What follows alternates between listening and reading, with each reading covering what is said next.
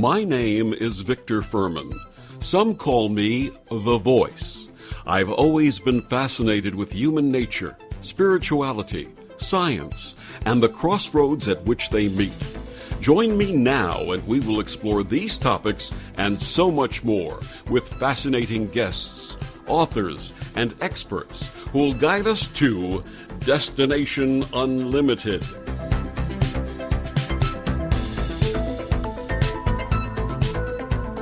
Good evening and welcome to Destination Unlimited. There was a time in our world when the gift of healing was the natural work of tribal healers and practitioners. Many of these were known as wise women who had a deep and abiding respect for nature and innate knowledge of the healing force, the life energy that permeates everything. My guest this evening, Barbara Savin, was blessed with a grandmother who was a wise woman healer and came to recognize these same gifts within herself. Barbara is an inspirational author and speaker, pioneer of gentle energy touch, certified clinical hypnotherapist, certified Reiki master teacher, and certified Pranic healer. She's on the staff of the California Health and Longevity Institute, and her work has been heralded by celebrities like Pharrell Williams and Pat Benatar, as well as being recognized by several medical doctors. She's the author of the new book, Gentle Energy Touch, The Beginner's Guide to Hands-On Healing, and her website is gentleenergytouch.com. Please welcome Barbara Savin. Good evening, Barbara. Good evening. How are you today? I am wonderful, and I am grateful for you joining us tonight to talk about your work and your experiences. And let's start out with this wonderful synchronicity that exists between you and I. We're both a couple of kids from Brooklyn, and we both were blessed with grandparents who had special gifts and came to us after they transitioned. Please tell us a little bit about your childhood and your beloved Grandma Jenny. Well, I was born and raised in Coney Island in Brooklyn, and my sister and I, my grandma would always she lived on the first floor, we lived on the second floor, so there's no getting away from her, all right? So she'd call us down every single day, and we'd go downstairs, and she'd look at us, she'd ask us to sit, and we would sit on the chair, and she would do healing on us. And her intention was always to clear any bad or evil things that may have attached to us. And sometimes she would use cloves to clear, she would burn some cloves, which is like somewhat equivalent to sage. Right. And she would clear us that way. And then many times she would actually put her hands on us. And my sister and I, we would feel like a tingling or a heat, and we'd feel so different, but of course we did not know what she was doing. And we always would look at each other and say, Grandma has magical powers. So we thought she was definitely, something was there that we had no clue. But, again, as a child, and she did this from as I was maybe 2 or 3 years old. I always remember her doing healing up until the age of 18. And it was amazing how we felt. We were never sick, and we would always beg her many a times, Grandma, please don't do healing on us. And she would look at us and ask us why. And it was because we wanted to be sick so we did not, we could stay home from school. It never worked that way. And you know how Brooklyn people are. They don't want to know about it. Absolutely. And she would look at us and say, no, sit down, we're going to do healing. And it was amazing. All of us, including my mother, she also did healing on my mother, which was her daughter. We were always healthy.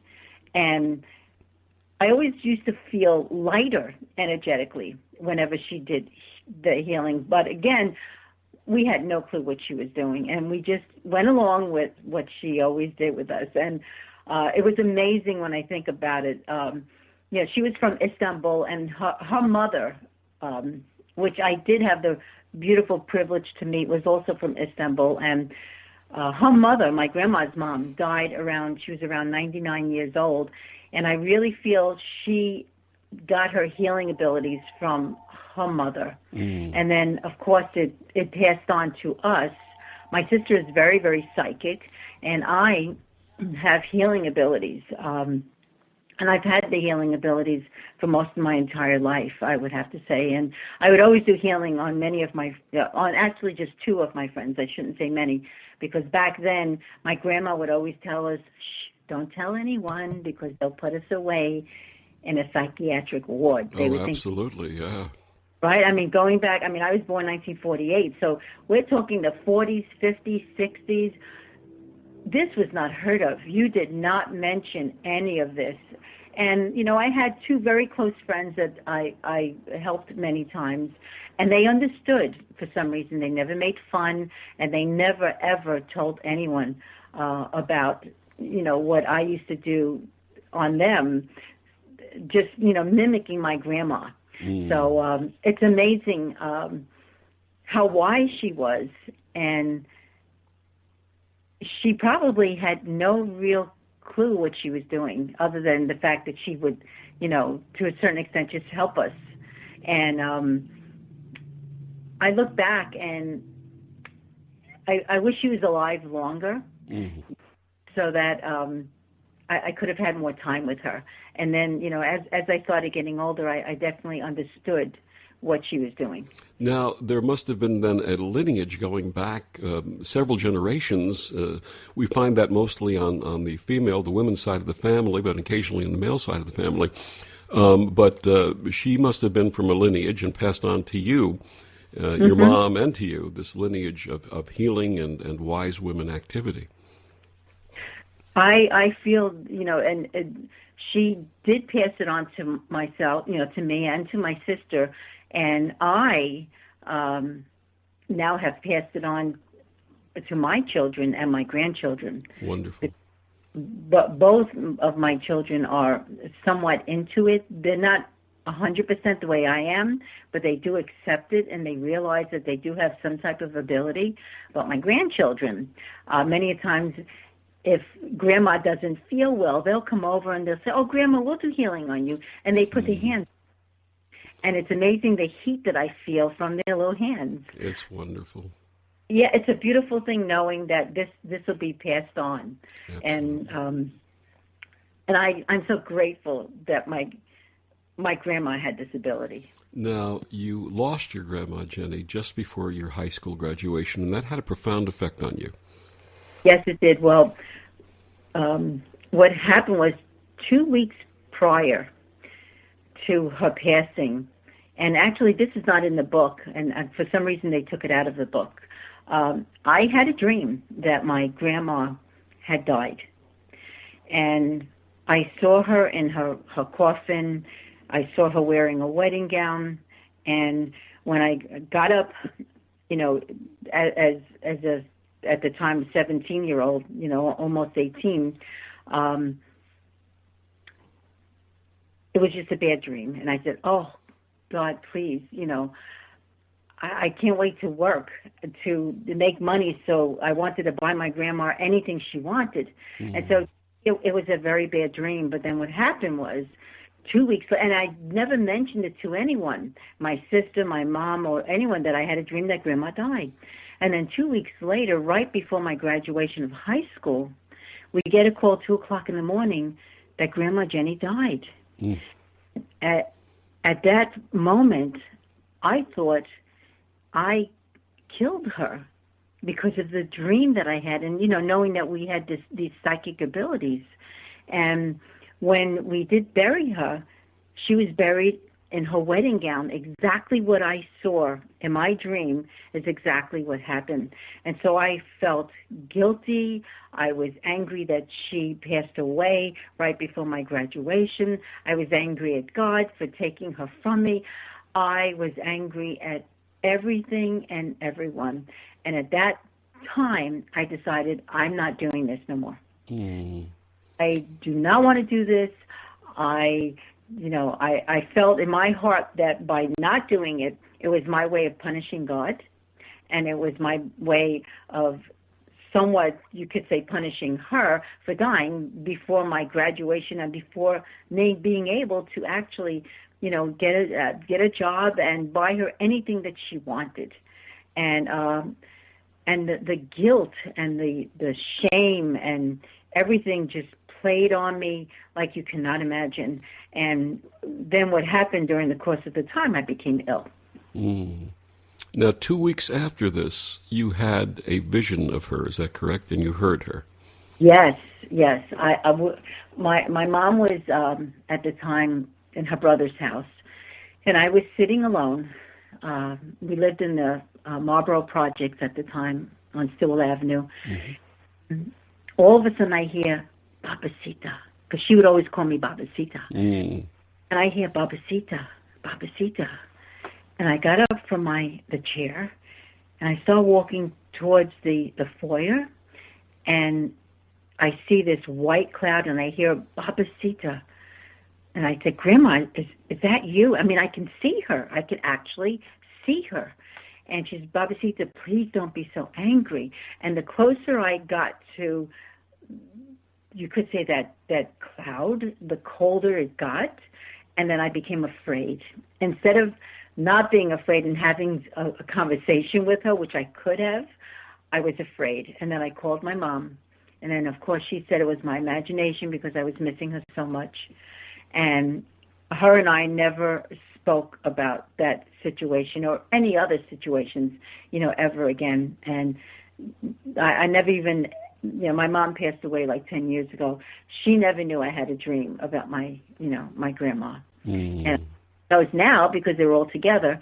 But, that was a tough time. And, she had said, I needed to stop, with this imagination, stop, with thinking that you see things and hear things and feel things, because people, if they hear this from you, they'll think you're crazy. And what happened was, now, I'm 18 years old, and those words are, you could say, staying in my head. Well, maybe I am crazy. Maybe it is my imagination.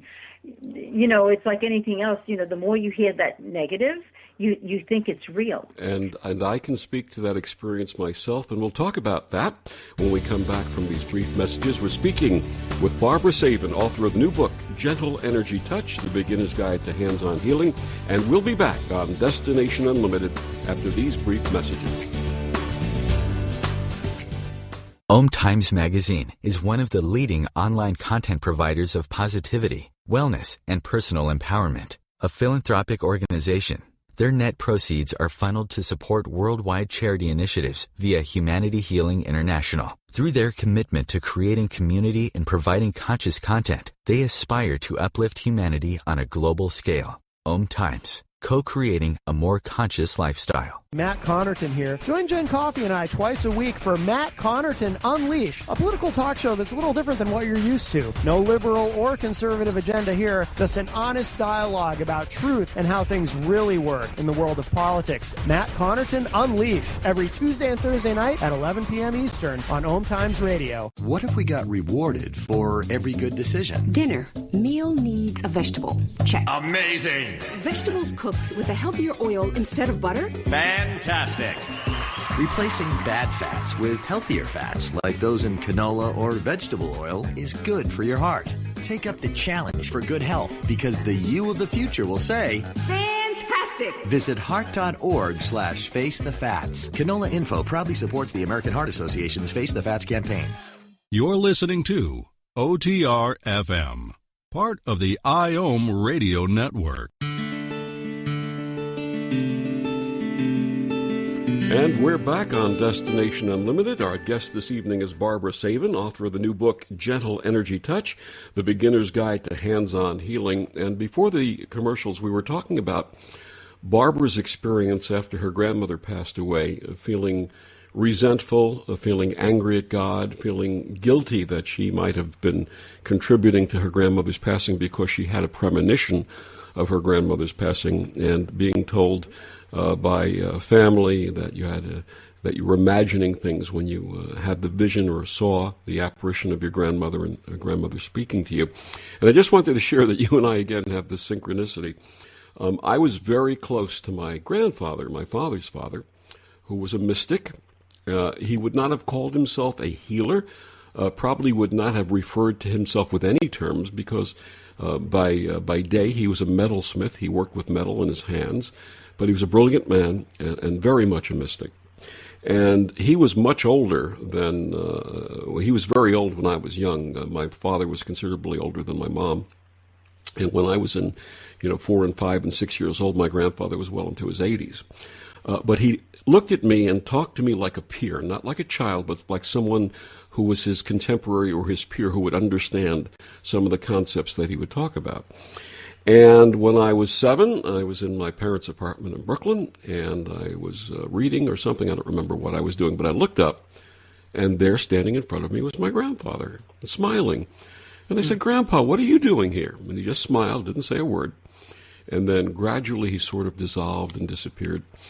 And I went into the living room and I said to my parents, "Grandpa was just here." And they said, "You're imagining things again," because I was one of those kids like you, labeled with the overactive imagination. That was a very common term in the 40s and 50s regarding kids who were precocious. And a couple of minutes later, the phone rang, and it was the message that my grandfather had passed away. So that for me was my first confirmation of this concept of the energy, the essence, the soul, the spirit of everything surviving death, and also his way of communicating to me that this is something important that you should know and you should always remember. So very much the same way your grandmother shared that with you, my grandfather shared that with me. So your grandma Jenny's passing was very traumatic for you. And as you said, it made you question both your faith and the power of healing. You said you were angry at God. What turned that around for you? Me being ill. What happened was, because I was not following my purpose in life, I started getting excruciating migraines. I developed chronic fatigue, and then I was diagnosed with rheumatoid arthritis. And I remember the doctor saying to me and looking at me, and he said, "You'll be crippled just like your mom." Ooh. Oh, let me tell you, that did not resonate well with me. And I looked at him, and I said, "That was very cruel to say." And he said, "Well, it's the truth. You'll be crippled just like your mom." So, and that was the end of that. And my niece at the time was also experiencing a lot of, she was not healthy either. And what happened was she had seen a brochure about Reiki. Mm. She had called me and she said, "Aunt Barbara, do you want to go to this Reiki Healing Circle?" And I had no clue what this was about. And but it said, on the flyer that it was about healing and love, and they were going to sing songs. And I figured, well, we have nothing to lose at this point. I was not just physically breaking down, but emotionally, mentally, and spiritually. And so we decided to go to the circle. And when we went to the healing circle, we sat in chairs, and there was quite many practitioners, and this was in Staten Island. And the practitioners began singing beautiful songs of love. Mm. And every one of them went over to, the people sitting in the chairs and put their hands on us doing healing. And I remember sitting in the chair, Victor, and crying hysterically. Mm. And I said, "Oh, my God, this feels like my grandma's healing, but it's different than her healing." And that's when, it's like anything else, that light bulb comes on in your head. Mm-hmm. Say to yourself, "Oh, this is what I need to do." And I knew in my heart that if I got back to this, maybe then I would be able to actually heal myself. Now, how important is forgiveness to others and to yourself to promoting healing? Oh, it is so important. What happened with me, because I was so angry and with the whole situation, my body began to break down. And I realized at that time that I can't hold on to this energy much longer, because the energy of being so upset and angry actually made me ill. And so it's so important to forgive not just others, but to forgive ourselves. And over time, I did find it in my heart to forgive me for being so angry at my grandma and so angry at God for taking her. And I realized he didn't take her. It was her time for her soul to leave. Yes. So And I'm sorry, go ahead. But yeah, the forgiveness actually set me free. And that's how I got onto my, also my healing journey. Absolutely. And it's so important. And, you know, I tell a lot of my clients that I see, you know, if you hold on to forgiveness, it doesn't serve any purpose. And I give them a visual to do because it's something that I actually did. You know, I tell them, write down everything that has really gotten you very upset and go to the 99-cent store and buy a whole bunch of helium balloons and then go to a park and read that letter. Whoever hurt you, read that letter to that person as if they were right in front of you. And then when you get it all out of your system, attach that letter to the balloons and then just let it go and surrender it to God, because all this hatred and anger and everything else does not serve us purpose. It actually makes us ill on all levels. Absolutely. There's a wonderful old expression that says, hatred is like taking poison and expecting the other person to die. Mm-hmm. Mm-hmm. Now, in addition to forgiveness, to promote healing, the concept of deprogramming ourselves from words that have been attached to us or that we've used on ourselves is also critically important. For example, you had said something to the effect that the doctor had said to you, was it the doctor who said to you that you'd be just like your mom? Right. He said to me, you'll be crippled just like your mom. Those words are really powerful. Words are so powerful because if I didn't have that inner strength and courage to let that go, that would have been like an imprint in my head. And then over time, it plays constantly. And then what happens? I would have been crippled just like my mom, because that's what he imprinted in my head, Absolutely. in my subconscious mind. Mm-hmm.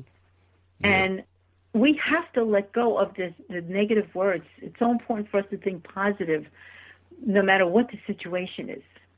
I remember years ago studying what's known as Silva Mind Method or Silva Mind Control.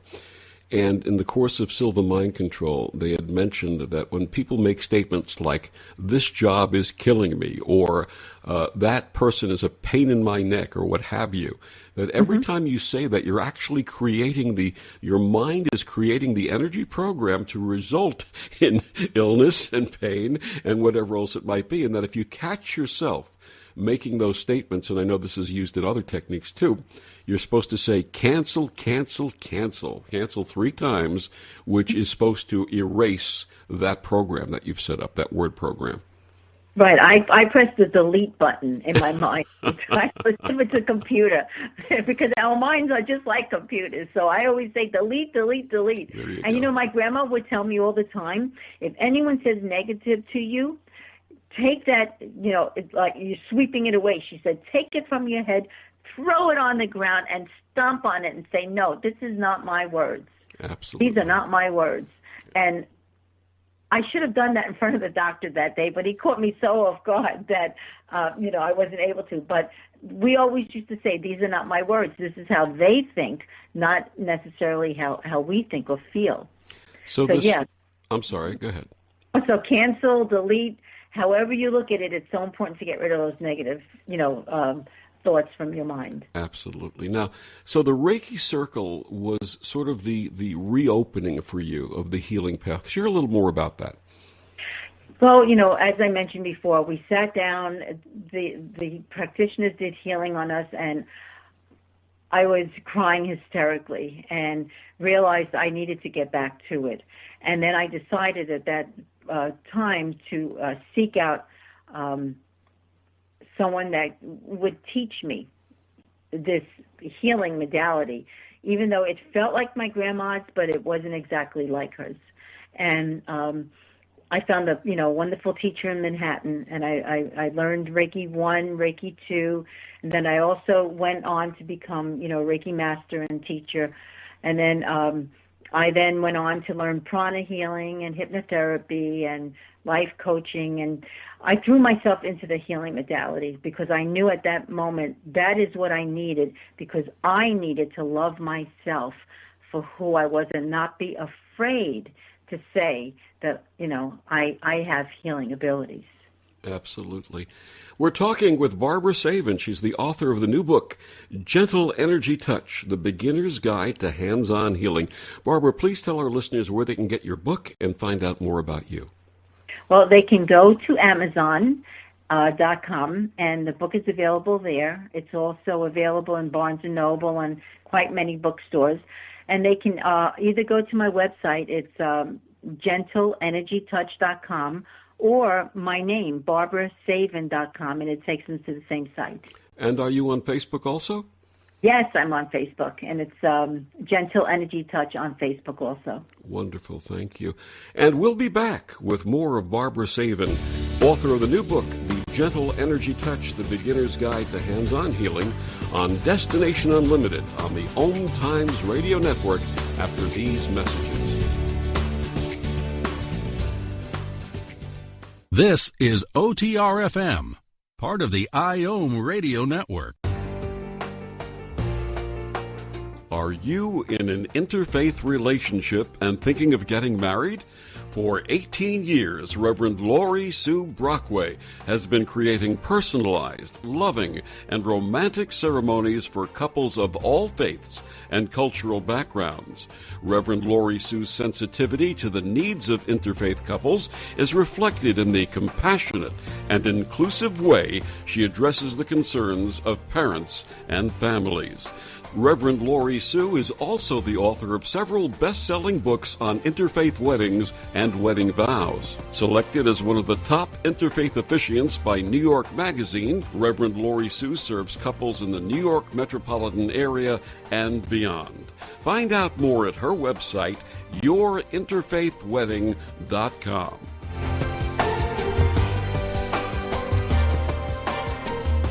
As difficult as it is to believe, there are places in Africa where human traffickers sell albino children and their body parts for use in magic rituals. Humanity Healing International is actively working in Uganda to change this paradigm. The Albino Rescue Project finds albino children who are at risk and places them in safe schools and environments where they can learn and grow free from fear. To learn more or to sponsor a child, visit humanityhealing.org. Humanity Healing is where your heart is. Do you have time to read that inspiring book or that blog post you've been meaning to get to? In your busy world, how do you improve yourself and keep your life going? I'm Lisa Kay, and my Between Heaven and Earth radio show can transform your life just by listening. Be uplifted with inspiring topics, positive stories, and ideas that really work. Between Heaven and Earth radio is conscious living for your soul, every Wednesday at 4 p.m. Eastern Time. How to be a great dad in 15 seconds. Bike ride, go fish, walk in the park, phone call, milkshake, play catch, picnic, fly a kite, tell jokes, laugh, talk, read a story, tell a story, bumper car, swing set, bowling, pillow fight, cut loose, stay tight. Whew. Because the smallest moments can have the biggest impact on a child's life. Take time to be a dad today. Call 877-4DAD-411 or visit fatherhood.gov. Brought to you by the U.S. Department of Health and Human Services and the Ad Council. And we're back on Destination Unlimited. I'm Victor the Voice Furman. My guest tonight, Barbara Savin, author of the new book, Gentle Energy Touch, The Beginner's Guide to Hands-On Healing. So, Barbara, tell us a little bit more about Reiki and how that got you in your path and the concepts behind Reiki. Yeah, well, as you know, I began doing Reiki. I realized that it was not just the physical aspect that needed to heal.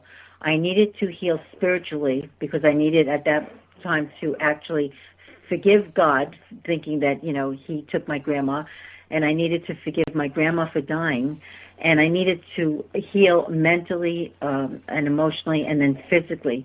And Reiki actually helped me with all of those aspects. And during my Reiki classes, I really understood the true meaning of loving myself for who I am.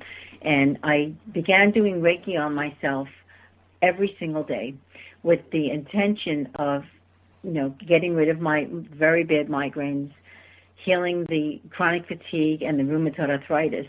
And within months, the migraine headaches started to disappear. And I really feel the headaches disappeared because I was able to then really forgive my grandma for dying and, and not be so angry at God and get back to believing in God. And then over time, the chronic fatigue disappeared, and it took about maybe a year and a half for the rheumatoid arthritis to disappear. And I needed to let go of all of those issues that I was holding on to in my tissues, you could say. And once I was able to allow myself to let go of all the hurt and everything else that I was feeling is when I truly began to heal. And I remember going back to that same doctor. It was about a year and a half later, having him take the same rheumatoid arthritis blood test, and then he telling me he thinks maybe the blood work was a mistake because I didn't have rheumatoid arthritis no longer. Wonderful. And I had said to him, this is what I did. I did healing on myself, and of course they roll their eyes because they don't think it's real. And but I needed to go back to him just to tell him, you were wrong. If someone's journey, sometimes the illness is your journey so that you can see what it is. What are those challenges that you need to heal? And sometimes we do heal completely once we allow ourselves to let go of certain challenges. However, some of us may not heal from the illness, but the importance is to understand what may have caused the illness in the first place. And with me, my journey was to heal completely from the illness so that I would be able to teach and do my healing work and then come out with this book so many years later. And I knew that I was now fulfilling my passion and my purpose, and the Reiki got me into all of this. But it was different from my grandma's healing. Mm-hmm. My grandma never used the symbols the way, and that's then I realized what was the difference. Mm-hmm. And so with Reiki, they use the symbols. I do not use any of the symbols because I feel all we need to do is ask, and the energy is always there for us. It's always available for us, no matter when we need. Absolutely. Now, let's talk about that. So how did you evolve the concept of gentle energy touch? I realized that quite many years ago, I would say maybe about 18 years ago, that Reiki had all the symbols, but my grandma never used symbols. And so I put together a combination of Reiki and prana healing because I felt we needed to truly clear ourselves first, energetically, and then begin the healing process. And I realized, there was no need. Some practitioners really need the symbols, and that's fine. I'm not saying not to use, Reiki symbols, but I, as a healer, felt that the symbols were not necessary for me, and that's how I actually began calling this gentle energy touch. It's somewhat like Reiki, but it has more prana healing to it, more clearing, energy to it. Now, your book is really a wonderful introduction and guide for beginners. What advice do you offer beginners and those new to the healing path? Stay with it. Just stay with it. Sometimes I would do healing on myself and not feel a thing, but I trusted. And that's the main thing, is to know, trust, feel that you're calling in the energy for yourself. The energy is there to help you heal. And you may not feel it right away, but over time, the more you do it on yourself, all of a sudden you will feel a difference. You will heal, on all levels. And it'll help you become more aware, more mindful of maybe your lifestyle or what things you need to change. So what I say to many of my students in my class, please, trust it. You need to trust that it is there for you when you call it in and set your intention to heal whatever it is that you need healing. Absolutely. And for those of our listeners who are not familiar with energy healing, with Reiki specifically, just a little share very quickly. Reiki means universal life energy. It's a practice that started in Japan in the late 1800s, renewed from an ancient Buddhist teaching, is the legend that we hear, and brought to the United States by a woman, a Japanese woman, American woman of Japanese descent, Hawayo Takada, who brought it to the United States after World War II. And the concept of Reiki is that we have the ability to channel this universal life energy for ourselves and for others. And when Barbara mentioned the symbols, there are certain symbols which are drawn, visualized, and chanted, which enhance the power. But many people who have their foundation in Reiki, Barbara and myself and other healers that we know, have evolved into a different practice, and hers is called gentle energy touch. Now, it's been my experience in teaching energy work that new students are afraid of making mistakes and often say, am I doing this right? And start freaking out, am I doing this right? How do you answer them? There's really no right or wrong. When you set your intention to do healing on yourself, the energy is very intelligent. It knows exactly where it needs to go. So again, there's no real right or wrong. I just tell them, just go with that gut feeling.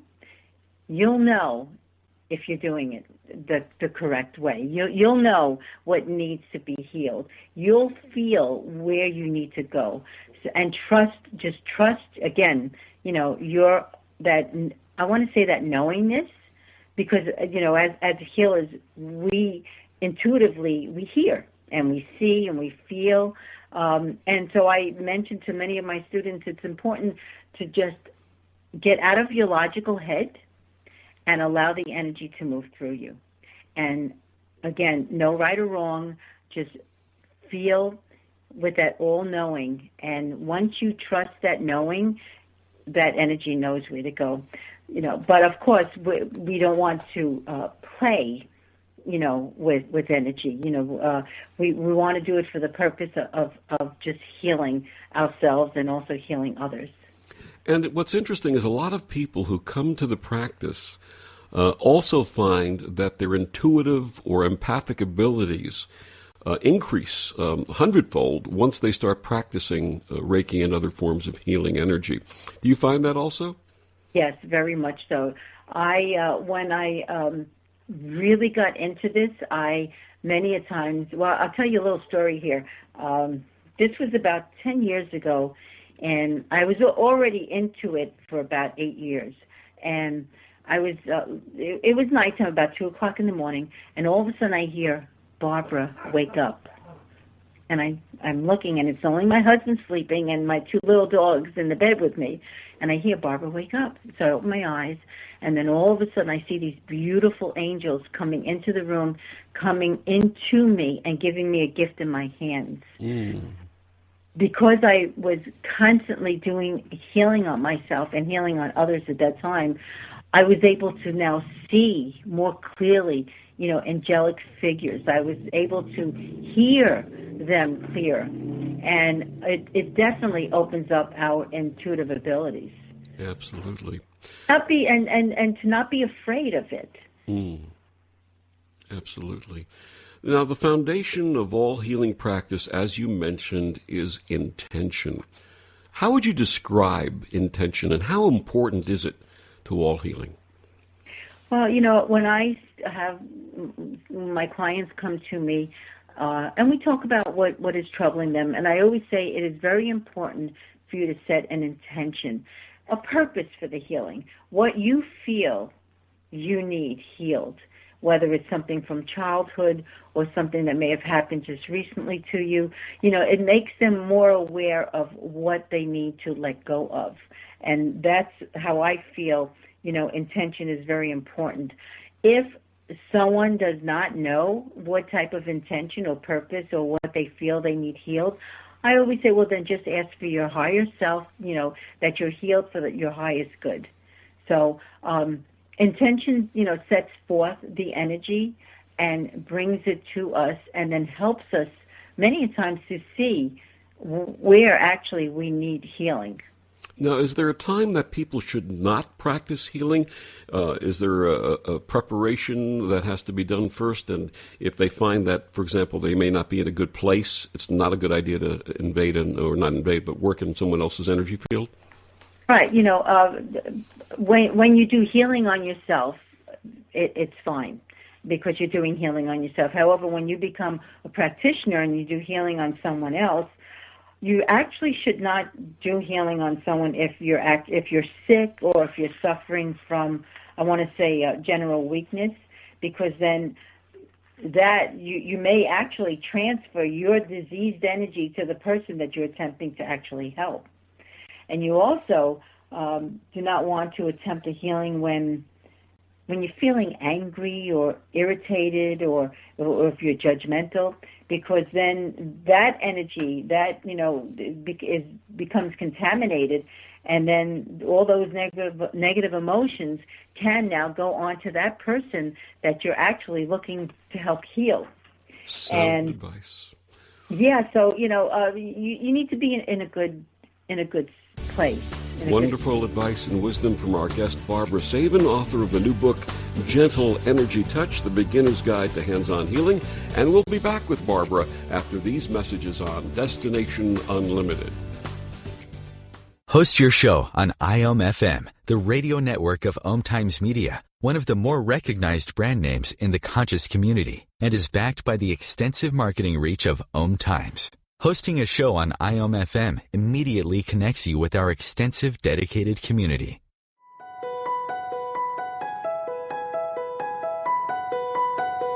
Hello, I'm Miriam Knight of New Consciousness Review, inviting you to my new show where I interview the rising stars of the conscious awakening. We'll explore the many faces of consciousness and action and intriguing perspectives on life, the universe, and everything in between. Join us each Wednesday at 2 p.m. Eastern on the Rising Stars Show. Hi, this is Sylvia Henderson, intuitive life coach and energy healer. Are you ready to elevate and rise way above your normal? Be sure to listen to my show, Intuitive Transformations, on OMTimes Radio, Sunday evenings at 9 p.m. Eastern. Get the inspiration you need to transform your life. When Dad needed help getting around, I became his driver. Soon enough, it was up to me to be his housekeeper and financial manager, too. When he moved in, I became his cook and even his nurse. But no matter what roles I play, I know I'm still his daughter. We understand the roles you play. So to help, we created aarp.org/caregiving, where you can connect with experts and other caregivers. Visit aarp.org/caregiving. Brought to you by AARP and the Ad Council. People are always looking to invest in a good opportunity. So what if you could invest in the future of kids, like a stock? Not the kind of stock that's about making money, but a stock for social change called Better Futures. With your investment, it helps students like me go to college. My name is Charles, and I'm your dividend. Invest in better futures with UNCF. Visit uncf.org/invest. A mind is a terrible thing to waste, but a wonderful thing to invest in. Brought to you by UNCF and the Ad Council. You're listening to OTR-FM, part of the IOM Radio Network. And we're back on Destination Unlimited. Our guest this evening, Barbara Savin, author of the new book, Gentle Energy Touch, The Beginner's Guide to Hands-On Healing. Barbara, you're talking about that a practitioner of healing should not work within a person's energy field when they're upset or angry or ill themselves. What about protection? Do healers need to be protected? Yes. Healers need to protect themselves and the client that they're working on. I many a times, when I call on the energy, I always, now I'm going to use the word God without any religion associated with it. So I always ask God for his protective light, and I visualize myself in a bubble of protective light. And when I do healing on a client, I also put them in a bubble of protective light. And the purpose for that is that you do not pick up their energy, and they do not pick up your energy. So it's important to use some type of energy protection when you're doing energy healing. And in the book, I talk about energy protection because I feel it's very important so that you know that you are safe when you're doing healing on someone else. Absolutely. Now, energy work involves the chakra system. Please explain to our listeners who may not know what chakras are, how they're connected to our health. Well, since all healing actually depends on allowing the free flow of chi by opening, the energy centers, we have 7, major energy centers. We have the root, which is at the base of the spine, then the Sacral Chakra, which is in the lower abdomen, and then you have the solar plex, which is in the center of your, a little up the stomach. Then, of course, you have your heart chakra, your throat chakra, your third eye, and then your crown.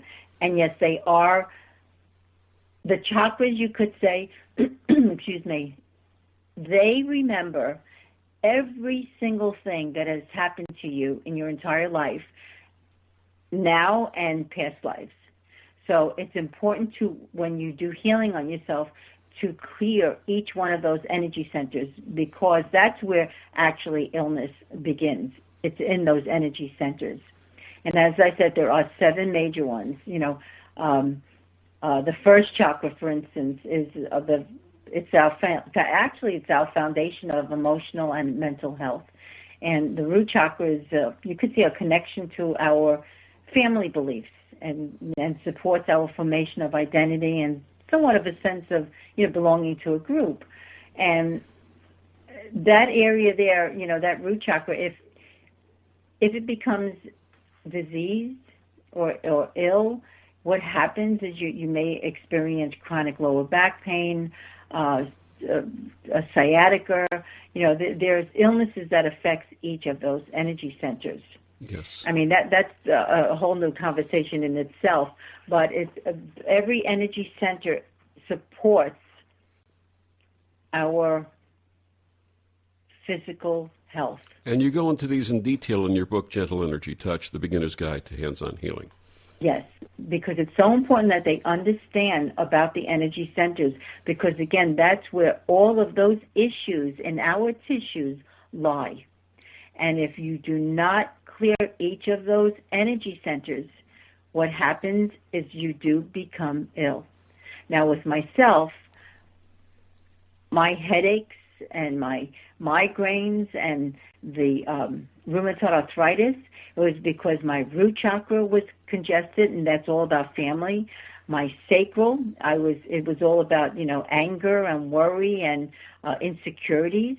And then my heart, I wasn't able to forgive. And then my throat, I wasn't able to actually speak my truth and say who I was. And then, my third eye and my crown was all about the messages, given to me. And so I would say probably out of 7 energy centers, 6 of them were blocked.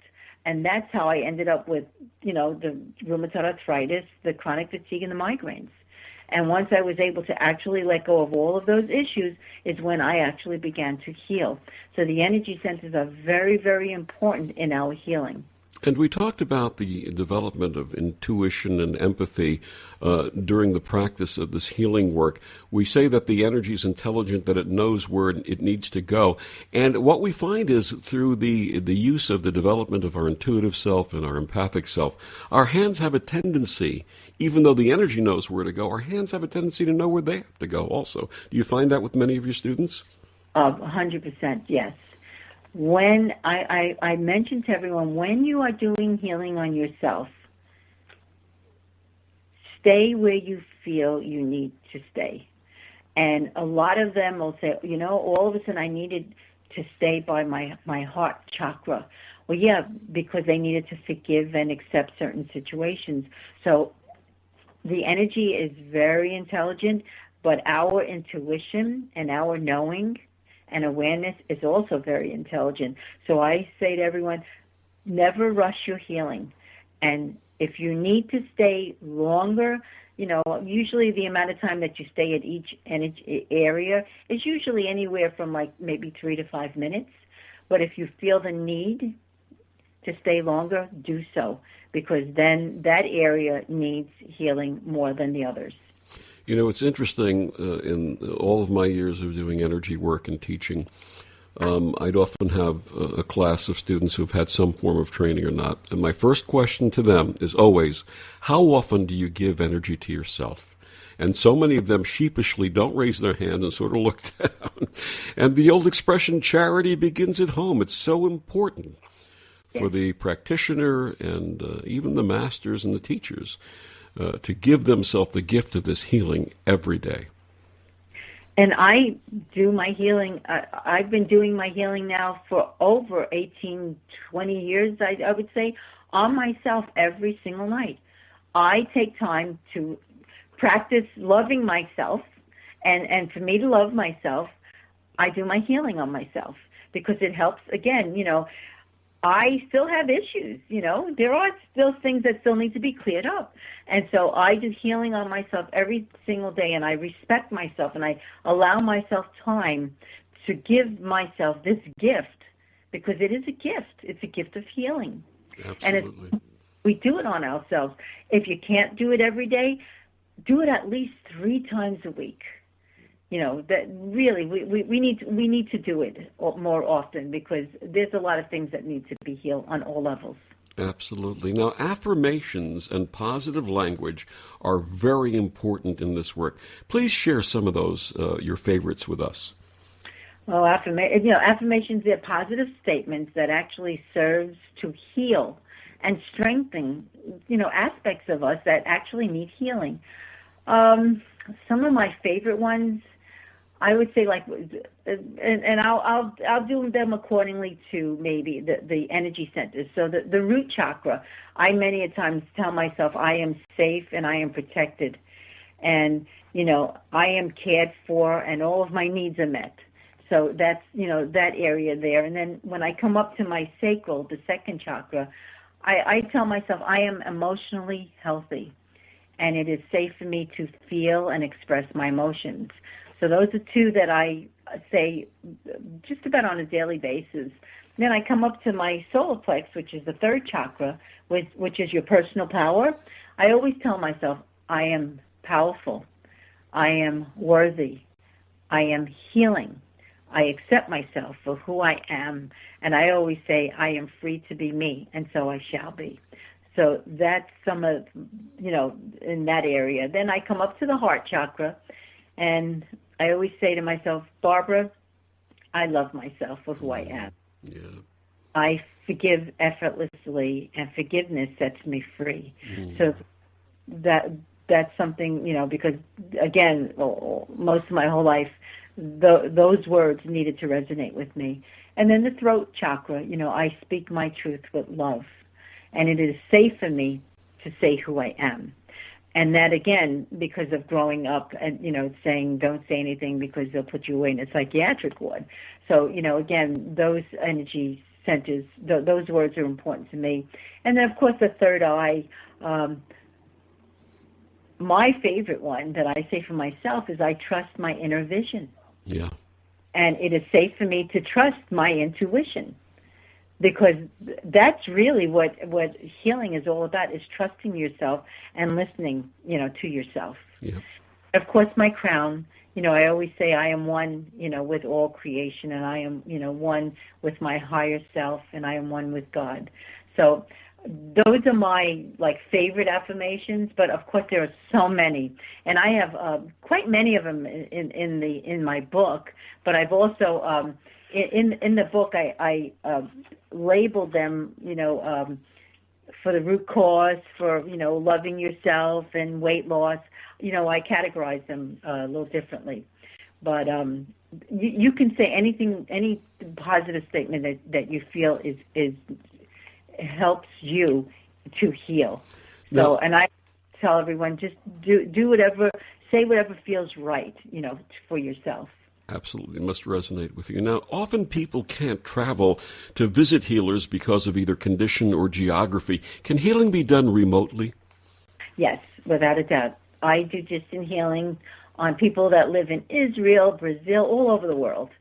It's all about the intention. What you do when you're doing distant healing, you set a time that you are going to either do FaceTime or face video or Skype so that you can see one another, and then you just call that person's energy as if they were right here in the room with you. And then you do healing exactly the same way that you would do if they were on a table. And they feel the energy. They feel everything as if they were right here with you. Barbara Savin, thank you so much for gracing our show tonight. Please tell our listeners where they can get your book and find out more about you and your work. Well, they can purchase my book on Amazon. They can go into Barnes & Noble. The book is available in all major bookstores.